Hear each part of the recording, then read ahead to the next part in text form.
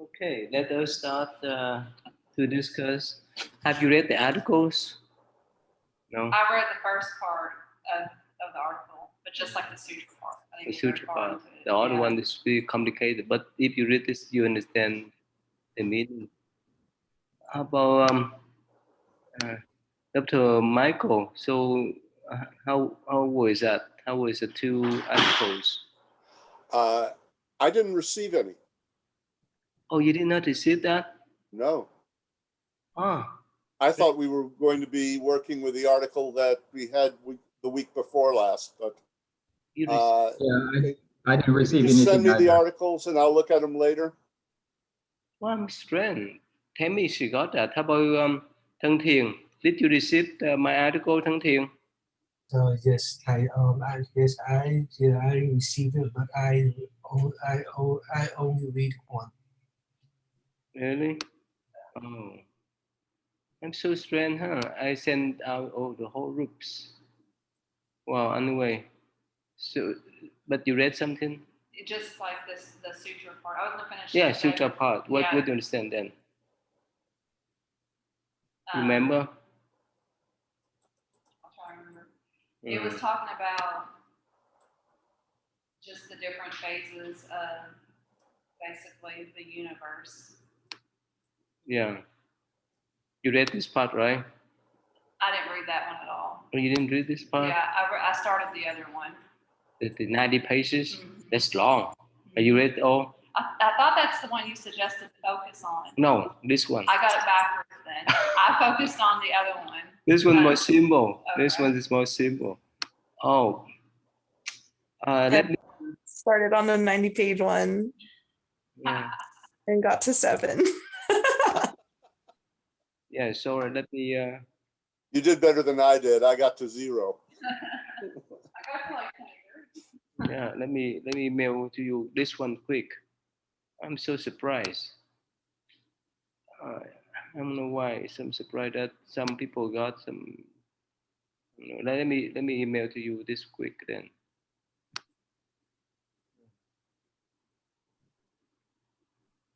Yeah, please be with me.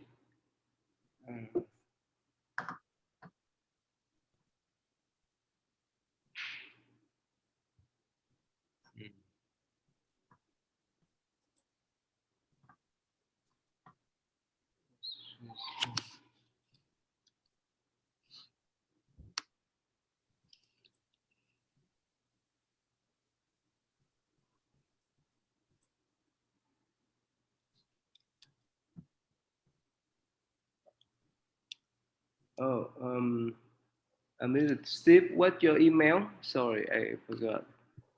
LeeStephenH@hotmail.com. Can you put on the chat for me? Take on the chat. Okay, so yeah, let me forward that articles. I mean that sutra quick so that you can follow here.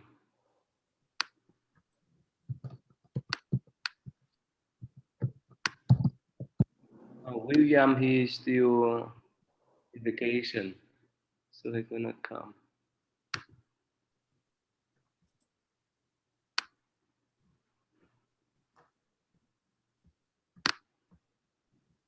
Let me see here if I can.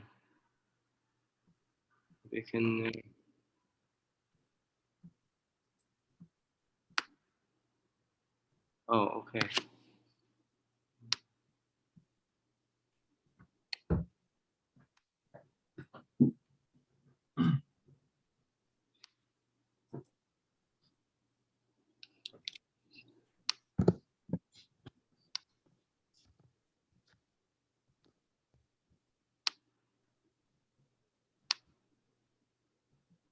Oh, you took your children up there too?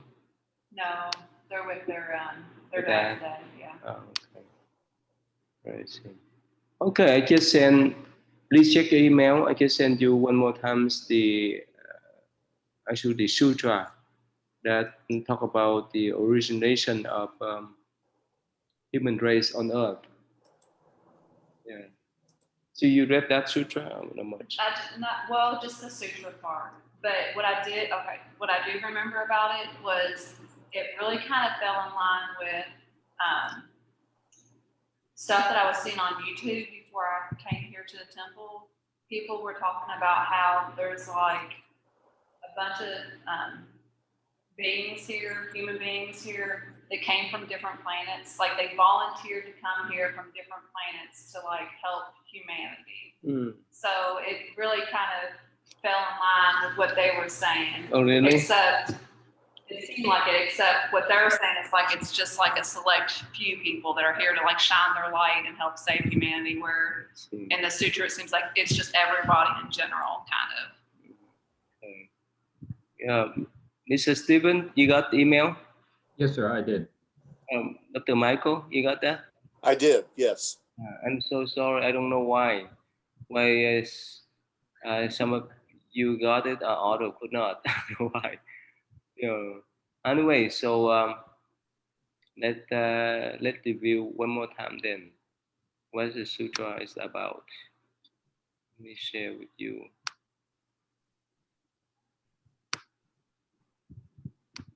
Another part is much longer, 90 pages, and the authors actually explain sentence by sentence. Yeah. So you read the whole thing? No. I just got through like the first part of it. Oh, I see. Yeah, it was a lot. That's It's the a one I lot. thought you said to focus on though. This one is shorter. This one only actually 8 pages, but the idea is just simple. I'll go back and read that one and then go back to that. Yeah. Okay. So anyway, so this talk about these two monks, the Buddhist monk, came to see the Buddha, and the Buddha asked him whether they was abused by the Brahmins or not, because according to the Brahmin tradition, they are highest class in India. They're higher class. The Brahmin, the second one is the royal class. The third is the merchant, and the last one is the slave. And even the one that is not belong to this four is called untouchable. Right. So these two monks, they came from the Brahmin class, but uh, they joined the order of Buddha. And the Brahmin class, that's the spiritual leaders, right? Yeah. The royals, the like kings. The king, yeah. So that's why the Buddha asked, were you abused? Were you scored or whatever by the Brahmin because you ran away from them basically to join with the Buddhist order? Oh, that one doesn't count? Huh? That doesn't count as being in the holy order? That doesn't count as being a Brahmin? No. Oh. When they join with the Buddhist order, there's no status at all. Oh. No more status in Buddhist tradition, whether they come from the Brahmin, the royal, even the slave. The Buddha said that whoever joined with the Buddhist Sangha, Buddhist monastic communities, there's no class at all, no discrimination at all. Everyone is equal. Whether they were king or the slave, they will be treated the same. The only thing different is their conduct. That's all. Based upon the conduct, not based upon uh, mm, the race or the class. So that's why the Buddha asked them, those former Brahmins that would convert into Buddhism and become Buddhist monk, whether they were abused, whether they were scolded or slandered by the Brahmin or not. So they say, yes, we were. And here, but how do the Brahmins insult you? So they say that only Brahmins are the first class, first case. And other cases are inferior. So that's why they say only the Brahmins are the light caste, all the castes are dark. Is that true? The skin's No. lighter? That's what the Brahmin They think. think about. But that's something you can actually see. No, I mean, not no. much, not much. Actually, that's why they discriminate.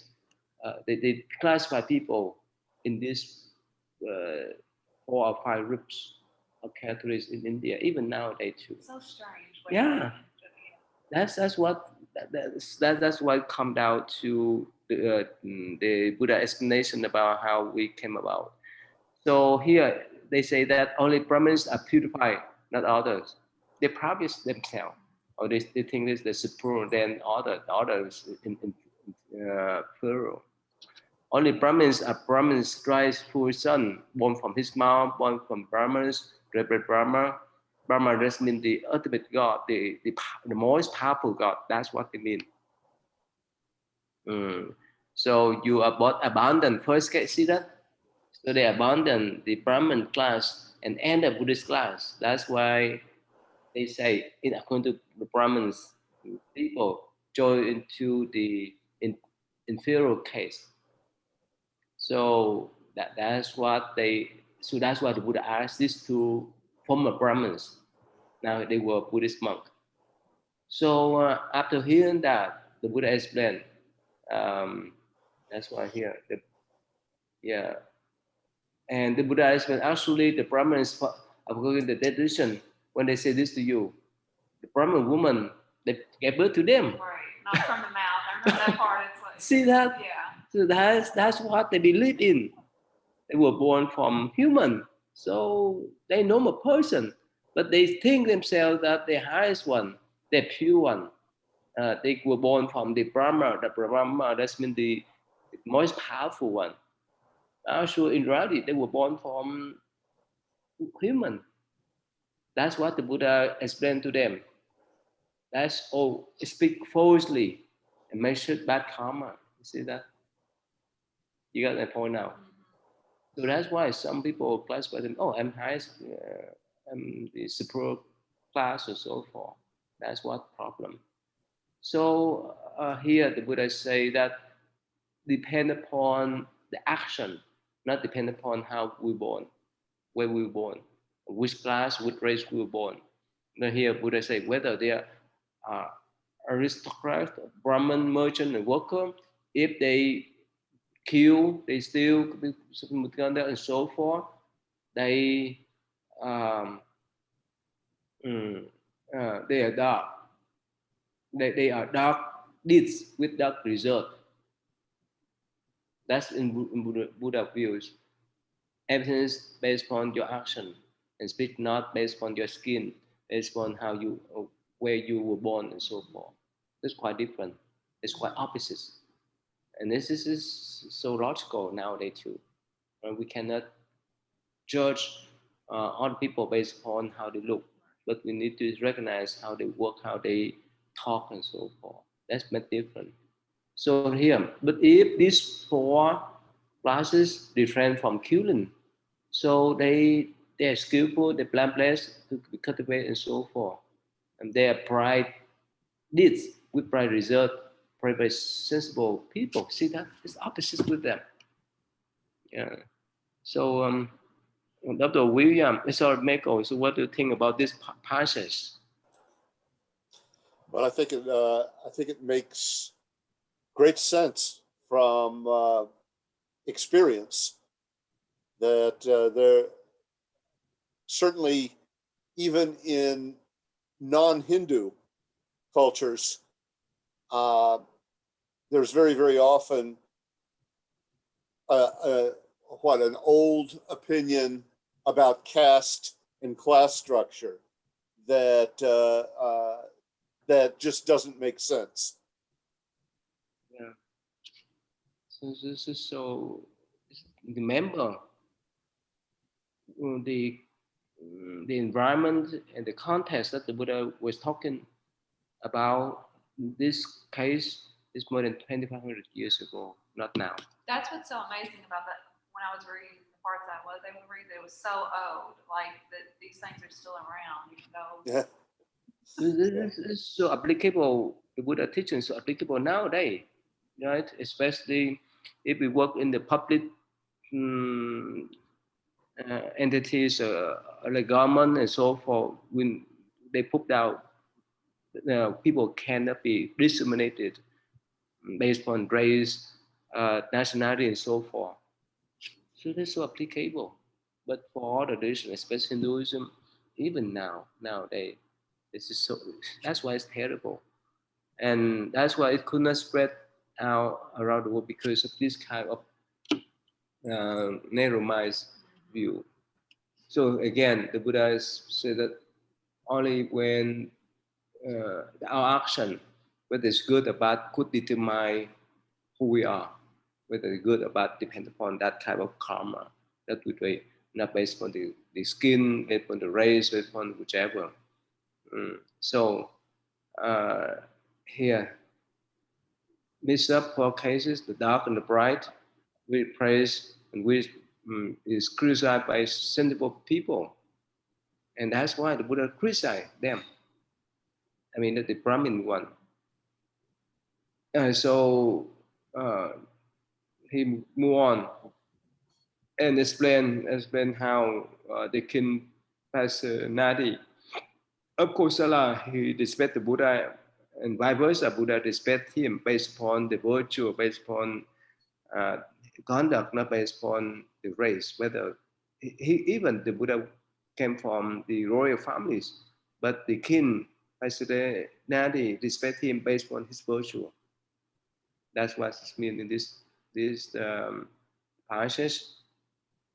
Okay, so here you have different birth names and clans and have gone forth. That means become monk from lay life to homelessness from different families. When they ask you what you are, you claim to be ascesis, holy saint. The second, that means the Buddha clan. That means become Buddhist monk. Uh, uh, so, but only when someone has faith in Buddha, settled, rooted, then deep, strong, not to be shaped by any access of Brahmin or God or and so forth. And this approach to say, I'm a Buddha, true, born still, child, born from his mouth. That's not the case. It's based on how they conduct themselves. Okay, so from here, the Buddha explains further how we came about. So before you go on, do Brahmins live better than kings? I mean, do they live like gods then? If that's what they feel like they are, Yeah. it seems like. So they get supported and they live in wonderful like kings. No, actually, this way. I think in the West, I don't know much about Western history. In Egypt, right? So the priest class they consider themselves as highest one, right? I don't know. Is that right, Dr. Michael? Is that right? I don't know much about Western. A number of Western cultures, especially in ancient times, would have a priest class. Yes. And Tammy's right. There was a certain protection of them, but they didn't necessarily live as wealthily as the governing class did, as the kings and the aristocrats who would live in more luxury. But the priest class were set aside and provided for. At least that's the way it is in Egypt, in Greece, and in Rome. And I think some of the Celtic peoples too. Does that help? Yeah, sorry. My computer is out of power, so I get. Sorry, can you repeat one more time, please? Okay. In a lot of the ancient cultures in the West, of course, the aristocrats lived the most comfortably, but there was a priest class that was very, very often protected by the aristocrats.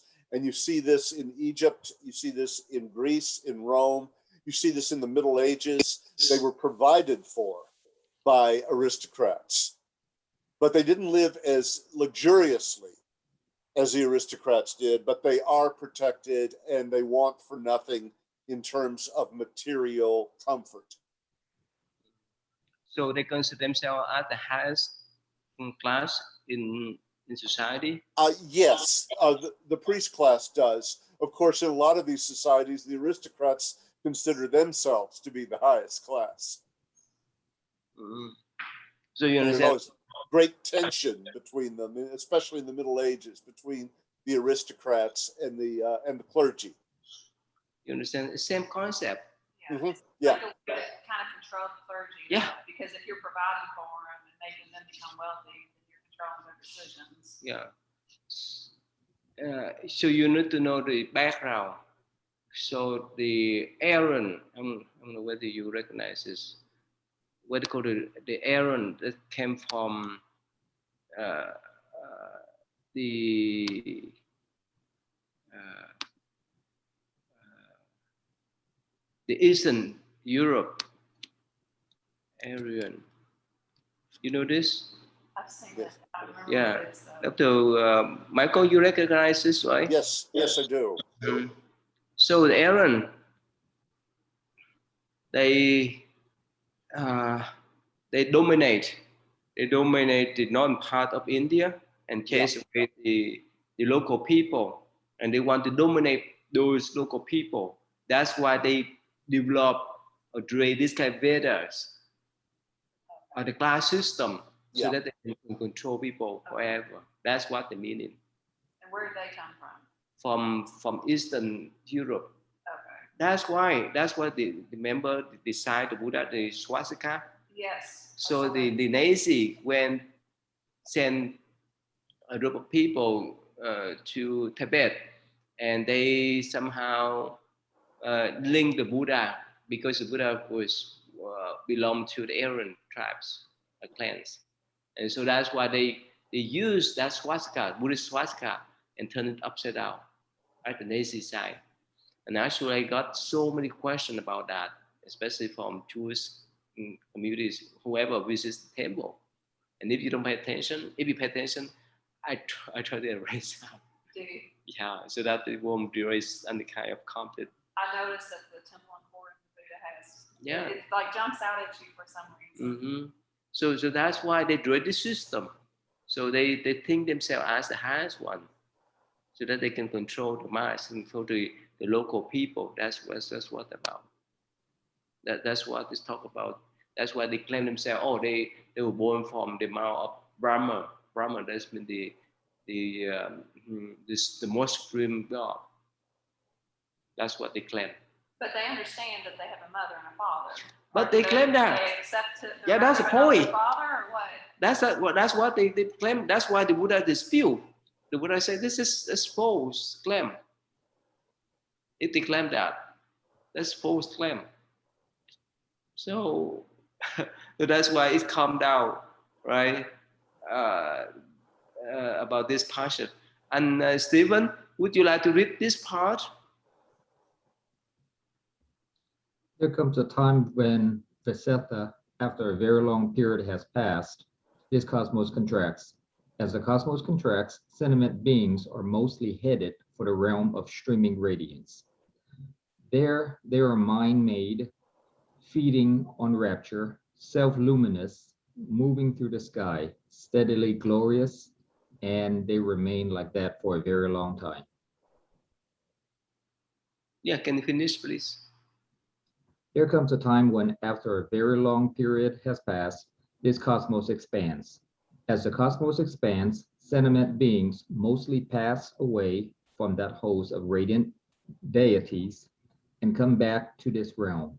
Here, they are mind-made, feeding on rapture, self-luminous, moving through the sky, steadily glorious, and they remain like that for a very long time. Okay, so what do you understand about this passage then? It looks like, isn't that kind of like our soul moving from location to location and trying to, I'm guessing from like a body to a different body or something in a sense. I don't quite fully understand it yet. Okay. Thân Thiền, you understand that? You understand this passage? But I'm not quite understand, but it seems like whatever they made up, and they bring this to people to make them follow the way they the way they are acting, the way they are doing, Yeah. to force them to follow this tradition. That's how I understand type. Vivian, you understand this? No, but I could try to give what I think I see is whether I feel like I don't know what the faceta was again, but when the cosmos contracts, then sentient beings are like radiant for a long time, and when the cosmos expand, the sentient beings are like radiant as well. So I'm not really sure. You understand this question? Kind of from what I read with the other stuff combined, it was like, my understanding is the universe at first was just like space. Mm-hmm. And then I can't remember the exact word, but it was like space, water, and earth. I think there's one more in between. Fire. Where's the fire at? The fire, the water, the earth, the wind. Okay, the That's elements. four elements. The Yeah. four elements. But at some point, there was like a cobweb that came across. It was a space. The cobweb formed, and the beings didn't have bodies then, but they were just light, is what it seemed like. And then they started eating the cobweb like formation. Not yet. Not I'm yet. talking this part first. Okay. This it's not first the same. we go down. We go Okay. down step by step. I'm not talking about this part. What you can understand about this part? I'm not sure. I don't know how to break it apart. So Okay. I'm not, yeah. Okay. Yeah. Dr. Reading on rapture, that's Not what I yet. was Not yet. thinking. That's you talk about whole thing. Talk about this part. Dr. Michael, you understand this concept, this idea? I can give it a try. Yes, please. I think that in the first paragraph, you have when the cosmos is contracting, these sentient beings move toward another world, a world that's not as much our own.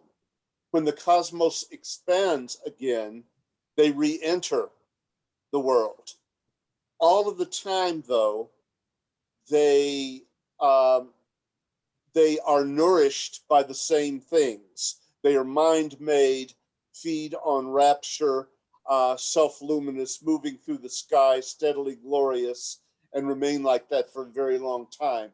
No matter whether the cosmos is contracting or expanding, they have those qualities of mind. Is that right? Yeah. I should remember last time we talked about the 31 planet of the system.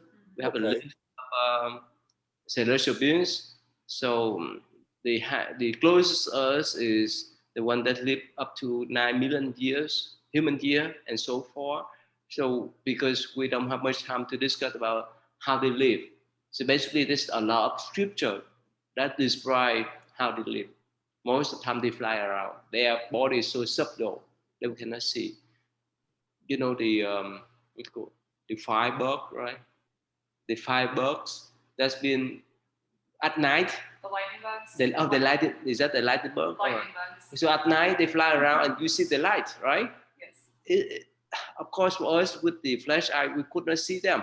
We could not see those celestial beings, but we could see this kind of lightning bugs that at night they fly in and they emit the light by themselves. So unless we have second power to see them, otherwise that's the thing we can see. So go back here. So there's all kind of beings in the universe in Buddhist view. And of course, the Earth is just only one of the planet, and we know now. So all these sentient beings, when they were celestial beings, so somehow their body is so light, their bodies emit the light, and so forth. They have all kind of blessing. That's what they talk about. They feed on the rapture, on the luminous. So they don't eat the food like us, but eventually it's just plant. What's rapture? Bliss, like blissful, or the peace. joy, Saving on peace. Okay. peace, bliss or joy. Okay. Yeah, they don't eat the food. Yeah. And so now the next one would explain bit by bit, and that's what Buddhist view, not one that are selected to come down here, but depend. In my view, some beings were born on earth by themselves, and some beings would probably come here, would come from different planets. What we call about UFO. That's what it's talk about. Okay. Yeah, Thang Thiện, can you read this one, please? Which one? Is it number Number two. Yeah, number two. Solid nectar appears, but the single mass of water at that time was utterly dark. The moon and sun were not found, nor were the stars and the constellation day and night, months and fortnight, years and seasons, or male and female. Being was simply as being. After a very long period has passed, a solid nectar curdled in the water. It appeared like the curd on top of the hot milk rise as it cools. It was beautiful, fragrant, and delicious like ghee or butter. And it was sweet as pure manuka, tasting like a solid nectar with a finger. They enjoyed it, and craving was born in them, and others being found that is being examples tasted solid nectar with the fingers. They too enjoyed it, and craving was born in them. So you understand the passage? I'm not quite sure, Tai. What they're saying is it's like the talking about water was completely dark, and I think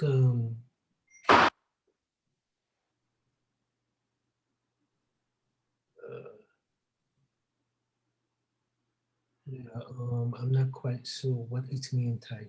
Yeah. You understand now? Question. So they were living normally in peace where they had no form. And then when they got tempted, one of the beings got tempted by the formation of the beautiful smelling material that had formed. And so it reached down and it ate it, and it loved the taste. So it began to crave it. So of course it wanted it and told its friends. So they started eating it. And then all the beings started having craving. And the more they ate, their bodies started to become not as light. So they became more kind of solid. It reminds me of like Adam and Eve. Like, don't eat the apple. A little bit, yeah. Don't eat the apple. They eat the apple, and then, you know. You guys stop. Similar. A little bit, you know. Yeah. Okay. And again, this one is the moon and the sun appear. Wait, I wanted a clarification. When we say the beings, are we talking about the same beings that was just in the passage before? The like self-luminous ones? Yeah, that's what we were trying to explain. Now here, please remember that this is applicable to all celestial beings. As much as they attach to something, they lost their light. And even us, not only talking about the beings that come down to the earth, also any celestial beings, as much as they attach to the things, like they crave for the solid metal, and they get stuck there. Yeah. That makes sense. Okay. Just like any kind of thing. Yeah. So, Vivian, you want to read this one, number 3? Okay. The moon and sun appear. Then those beings started to eat the solid nectar, breaking it into lumps. But when they did this, their luminosity vanished. And with the vanishing of their luminosity, the moon and sun appeared, stars and constellations appeared. day and nights were distinguished, and so months and fortnights and years and seasons. To this extent, the world had evolved once more. Then those beings eating the solid nectar, with that as their food and nourishment, remained for a very long time. But so long as they ate the solid nectar, their bodies became more solid, and they diverged in appearance, some beautiful, some ugly. And the beautiful beings looked down on the ugly ones. We're more beautiful. They're the ugly ones. And the vanity of the beautiful ones made the solid nectar vanish. They gathered together and bemoaned, oh, what a taste, what a taste. And even today, when people get something tasty, they say, oh, what a taste, what a taste. They're just remembering an ancient primordial saying, and they don't understand what it means. You understand that? That is so true. Wow. Yeah. Vivian? So it seems like all these celestial beings that were just being, they came and ate the nectar. And when they ate the nectar, their inner luminosity like vanished and they became more solid, I guess, like of the earth or of whatever this solid nectar is. And when their luminosity vanished, then the luminosity, I guess, went out to become the sun and the moon and the stars. And then we start seeing differentiation between like day and night and differentiation between people, or I guess the beings themselves. Sounds like they became people and we are the beings. That's what we'll try to explain about. Okay. You want to read this? Ground sprouts. When the solid nectar had vanished, ground sprouts appeared to those beings. They appeared like mushrooms. They were beautiful, fragrant, and delicious, like ghee or butter, and they were as sweet as pure manka honey. Then those beings started to eat the ground sprouts. With that as their food and nourishment, they remained for a very long time. But so long as they ate those ground sprouts, their body became more solid and they diverged in appearance. Some beautiful, some ugly, and the beautiful beings looked down on the ugly ones. We are more beautiful. They're the ugly ones, and the vanity of the beautiful ones made the ground sprouts vanish. Similar concept. If you don't keep in mind, but the food is more. Yeah, you can read the bursting pods. When the ground sprouts had vanished, bursting pods appeared like the fruit of the cadam tree. They were beautiful, fragrant, and delicious, like ghee or butter, and they were sweet as pure manka honey. Then those beings started to eat the bursting pods. With that as their food and nourishment, they remained for a very long time. But so long as they ate those bursting pods, their bodies became more solid and they diverged in appearance. Some beautiful, some ugly, and the beautiful beings looked down on the ugly ones. We're more beautiful, they're the ugly ones, and the vanity of the beautiful ones made the bursting pods vanish. They gathered together and bemoaned, oh, what we've lost, those bursting pods. And even today, when people experience suffering, they say, oh, what we've lost, oh, what we've lost. They're just remembering an ancient primordial saying, but they don't understand what it means. similar, right? Similar. Every time I hear that, they're just remembering, I get shivers. Like every time I hear that part of the sutra, I get shivers. Yeah. Dr. Michael, in your books, in the Christian books, so you wrote, you include some. The books aren't Christian. My novels are very secular. Oh, secular. I see. Yes, and fictions. As a matter of fact, that passage at the very beginning of the sutra, would you go back to the first part, please? Number one. Yes, number one, please. Yes.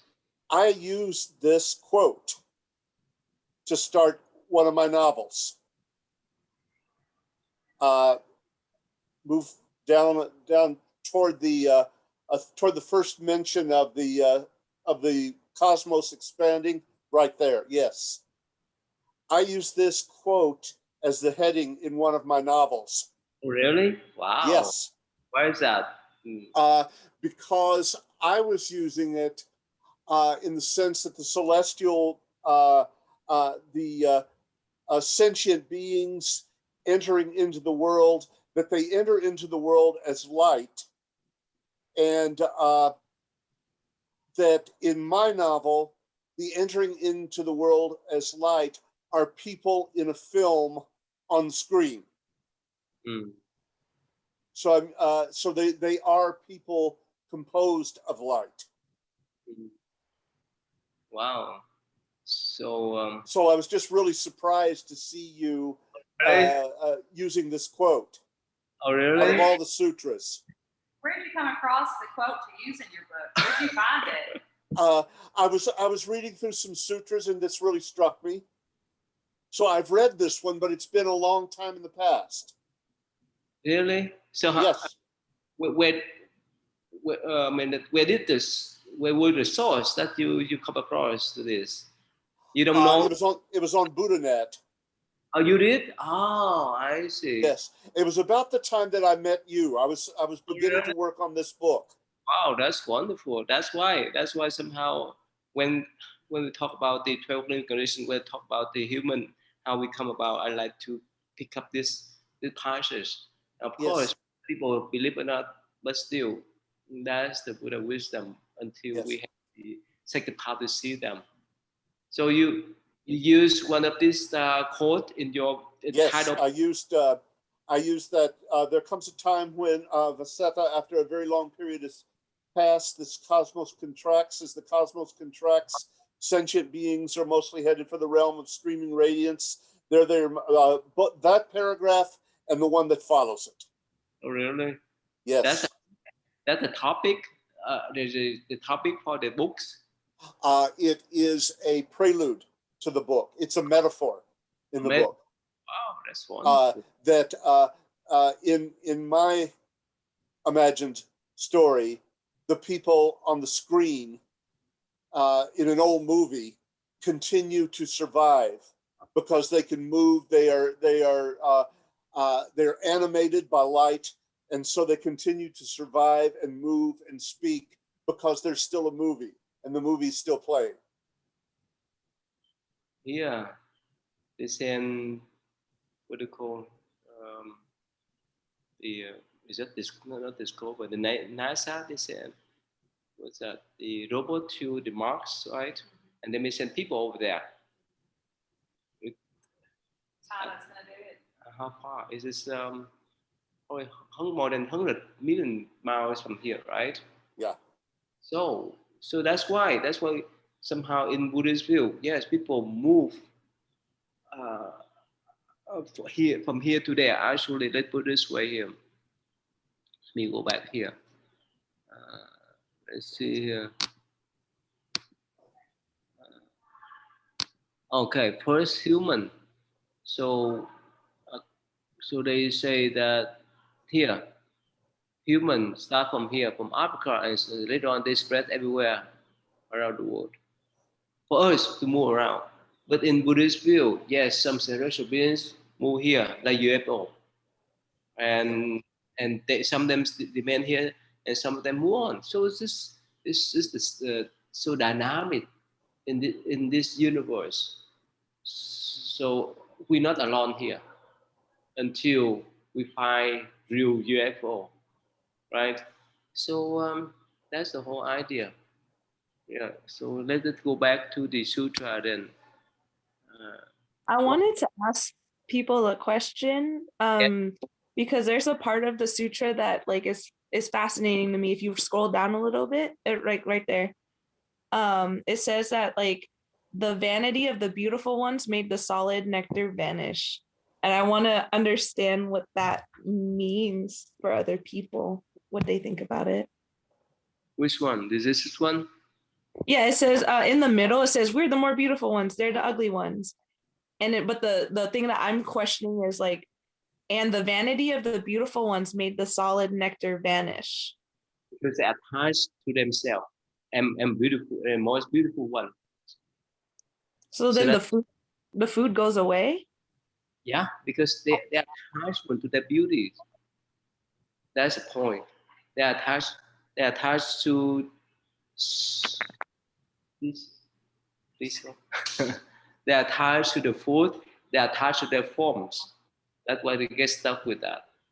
That's But why it disappear. yeah. Yes. Maybe as I understand it, Vivian, what happens is that the nectar vanishes when it becomes all about those people. Oh, we've got this. We're more beautiful than they are. And the more that they think so highly of their own beauty, the less of the nectar there is. Does that make sense? Is it kind of like a manifestation of light? Like the food, the nectar is almost like light, because okay, so all the beings had their own luminosity, and they started eating the nectar, and so that luminosity got transferred somewhere else. It became the sun and the moon, right? And then like when they like become more vain and I guess like dark in themselves, then the light source vanish. So is this like kind of a metaphor for like when you are attached to something? Yes. Yeah, yeah. I Let's see. I put this way: if okay, in normal times, like now, your mind is so peaceful, right? Your mind is so calm. So look at your face. Your face uh, more beautiful than the time that you're angry. Okay. When you're angry, when the time that you crave for something else. You understand what I mean, right? That's why here the Buddha based upon the state of mind of beings. If they have that type of craving, if they have that type of anxiety or anger, this block their own illumination. That's what. But what about the food? Why Same. didn't the food go away? The food didn't really go away. It just turned into something else. Right? Because Something attachment. more solid. Because attachment. So wouldn't that make them detached if it goes away? Kind of. Okay, if you can read the lower part and you see that first, so the solid nectar vanish and there appears just a mushroom and so forth. Let it pull But out. it was kind of together, like this one disappeared and then this one. Yes, appeared. bit by bit, the bursting pores and the drip until rise. It's similar, right? After that bursting pores disappear, so we have the written until rise appear. They just But got more and more earth-based. earth-based, so Yes. people are But attached. they still describe each of these things that appears with the same words. Yes. Okay. And so each time it's the new thing. It's something that's wonderful that we think is the best thing ever. And then we do something and become attached to it and it vanishes and it's replaced by something else. And we do the same thing again and again. like in reality, let's say we abuse the environment, right? Uh, uh, I talked with some engineer in Texas. The fracking methods, the Yes. fracking, that's mean they extract the oil from the shell, the rock. That's pollute the environment. That's now the present now prohibit for that. And of course, when we destroy, actually cut the trees for lumbers, right? It destroys the environment. So that's what it's talk about. It's in similar ways that because we use the environment for our own use, that's why we harm our environment. Eventually, the natural resources get less and lesser. You understand that? So that's what's mean. And here, gender appears, male and female, and so forth. Sexual intercourse, and the next one is dividing the field. Here, let's say it last couple hundred years, we have all kind of land here, right? One person, one family can have 1,000 acres, but because we have more population and we have to divide the lands. So that's what about. Divided the field. I like the part on I don't know if it says it in this one. With this one? But it talked about how, I think it was with the sexual intercourse, that the beings that didn't partake, they were so disgusted, they started throwing dung at them and dirt. But is that the same as like when you get married, they used to throw rice, but now they throw rose petals? I wonder if it's like. Probably that's the same. Yeah, number 10 is electing the king, right? For the tribes, for the clans. That's what Buddha tried to explain. And that's what is the circle of Brahman. You see that the Buddha explained bit by bit, step by step. You understand the whole concept now? I don't know that I made it down to the circle of Brahman though. Right here, circle of Brahman, because at first they select the king, right? And let the king win their tribe, win their clan. So that's our primary people did, right? And so here the circle of Brahman, they claim themselves that they as the supreme one. The more moral. Yeah, so they control the whole society. That's what they talk about here. And the one that left the secular life to do meditation here. When they meditate, they have pure and bright light. So they claim, oh, I'm superior one, more than even the king. That's what it come about. So we would explain step by step in sequence. So anyway, so this is one of the way how we recognize how we hear. And in my views, again, there's many ways for us to be here. Some beings were born here, like we have Native American. Some of us came from like Earth, from Asia, or from Europe. So if we expand out in the universe, so we migrate, right, from one place to others, especially for these celestial beings. Yeah, they can migrate, they can move from one place into others, and of course we are dependent upon the degree of their attachment to certain places. If they're attached to certain places, they get stuck there, and they may drain other human planets. And as now, I don't know, during our time, we may find some real UFO people, but not now, up to now. So that's the whole idea there. Mm. So this, I think, is pretty good for you. Good idea for your novels, right, Dr. Michael, right?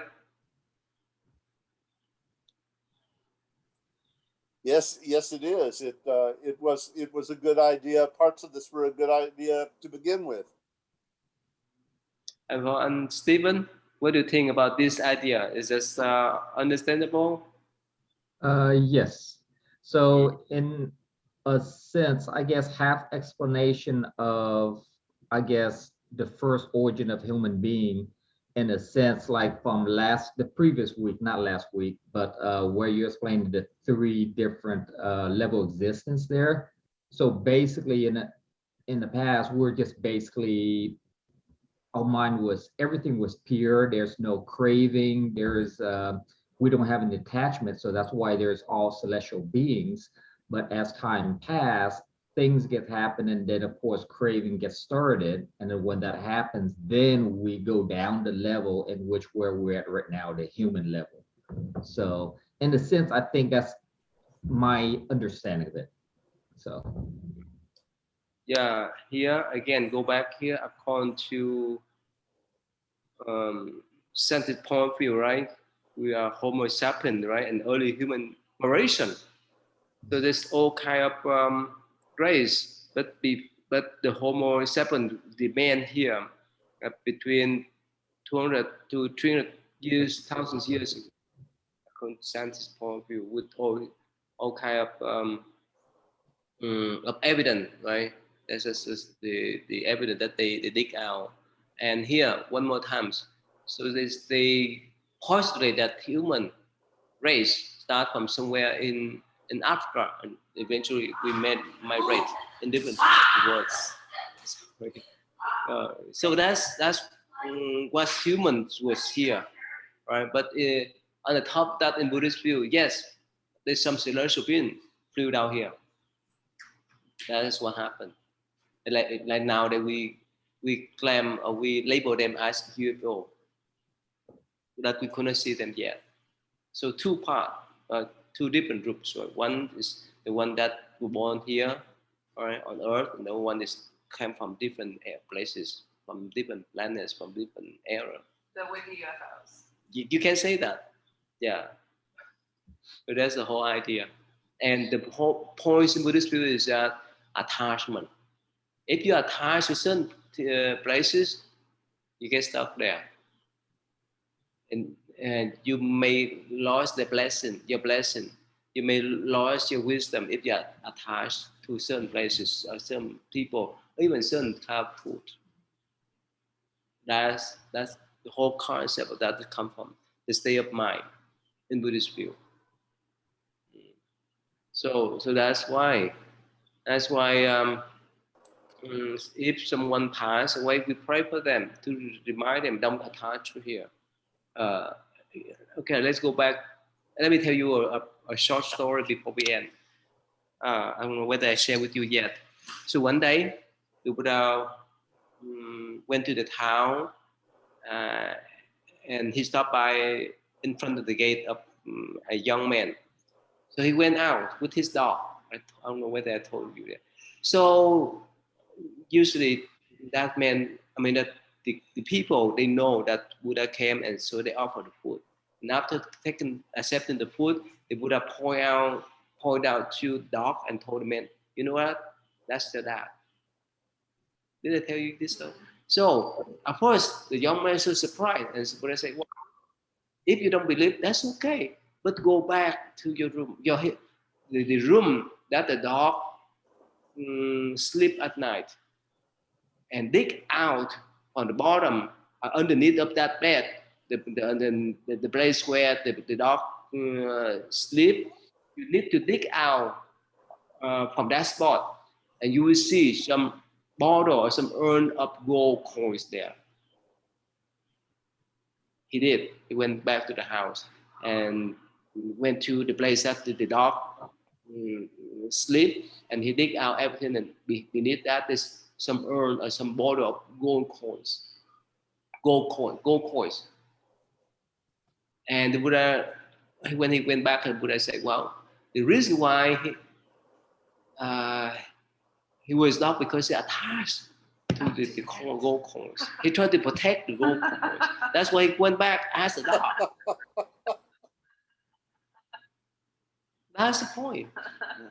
Mhm. That's the point. Because in Buddhist view, as much as you attach to certain things, and certain people and so forth, you may not care much about the forms of life. You may be blind of those attachments, whichever, whether other people or the food, whichever. That's what the whole idea is about. So that's why when someone passes away, we pray for them, don't attach to this. Because in Buddhist view, let's put it this way, if you want to protect your properties or your wealth, you could use any means to protect it, right? So there is a soul. They could get back in any form they want. They don't care much about the form that they were born. As what they can protect their properties. That's what the story about the dog. Because it seems like he should have dug it up and gave it to his kid, but he's attached to it, so he wants to That's the protect point. it. Yeah. So the whole idea for this sutra is that yes, because attachment. That's why. Remember, you asked about how could they come down. That's why they come down. If they attach to the earth, if they attach to certain people, if they attach to certain things, that's why they come down and get stuck here. And for us too, if we don't have much attachment, our mind more peaceful, more liberated, and we may go to certain place in the universe. We may become certain UFO people, we don't know.